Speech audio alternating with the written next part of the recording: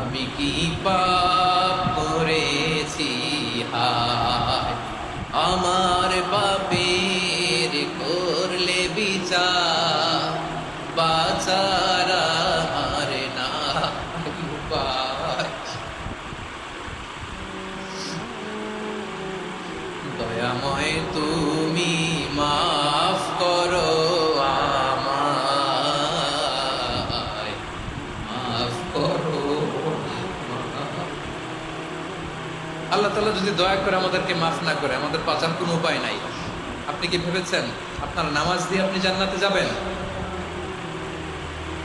আপনি তাহাজ্জুদ গুজার, সেজদা দিতে দিতে কপালে দাগ ফেলেছেন, এটা আপনারা জান্নাতে নেবে না। আপনি এলাকার সবচেয়ে বড় হাতেম তাই দানশীল, এই দানের ভরসায় বসে আছেন। কশিন কালো আমাদের নামাজ, আমাদের রোজা, আমাদের ইবাদত, এগুলোকে মিজানের পাল্লায় উঠালে কোনো ওজন